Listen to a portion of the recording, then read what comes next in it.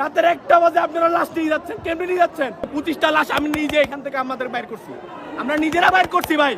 আপনারা কেমনে বলতেছেন 27 জন স্টুডেন্ট মারা গেছে অন দ্য স্পট? একটা ক্লাস নাই হয়ে গেছে, ওই ক্লাসের মধ্যে 40টা স্টুডেন্ট আছে ওখানে। আপনারা কেমনে বলতেছেন? দয়া করে এই ছোট বাচ্চাদের লাশ নিয়ে আপনারা খেলিয়েন না ভাই, আপনাদের পায়ে ধরি, হাতে ধরি, আপনারা এই ছোট বাচ্চাদের লাশ নিয়ে খেলেন না ভাই। আপনাদের কাছে একটা অনুরোধ, আপনারা যেটা সত্য সেটাই বলেন, আমরা আপনাদেরকে কিছু করবো না।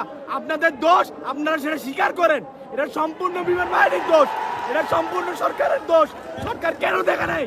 সরকার এটা কেন এত 1900 সালের বিমান কেন ইউজ করতে বলবে? গেছে রাতের 1টা বাজে আপনারা লাশ নিয়ে যাচ্ছেন, কেমনি নিয়ে যাচ্ছেন?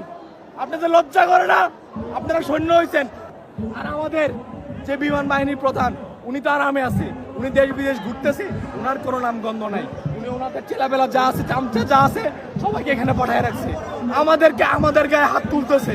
হ্যাঁ, আমরা এখানে কষ্ট করে বাচ্চাদেরকে বাইর করছি, ওরা কিচ্ছু করে না, ওরা এখন আমাদের গায়ে হাত তুলছে, আমাদের দোষ বলে।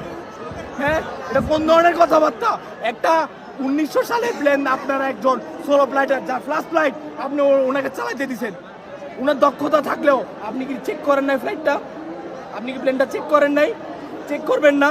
বিমান বাহিনীর প্রধান যখন 3000 কোটি টাকা মাইরা দেয়, তারপরে কোন বিমানটা আপনি কিনতে হবে? 25,000 কোটি টাকা নাই হয়ে যায়। 2018 সালে যখন বিমান বাহিনীর জন্য সেই বাজেট দেওয়া হয় 25,000 কোটি টাকা, 25,000 কোটি টাকা যেন তেন কথা, মানে ওর বাপের টাকা, এটা আমাদের বাবার টাকা দিয়ে ট্যাক্স দিয়ে চলে আসে। এই টাকাটা, এই টাকা দিয়ে কেনা কথা ছিল বিমান, সেখানে বিমান কেনা হয় নাই, টাকা মাইরে দিচ্ছেন, পাচার করে দিচ্ছেন, রেমিটেন্স বার করে দিচ্ছেন। তাহলে আর কি থাকে দেশে? তো আপনার ভাঙ্গাচোরা জিনিস নিয়ে চালাইতেছেন, এমন এমন জিনিস চালাইতেছেন যেগুলো আপনার দেশে চলতেছে, নিজে যে কোনো সময় ভেঙে চুরে পড়ে দেবে।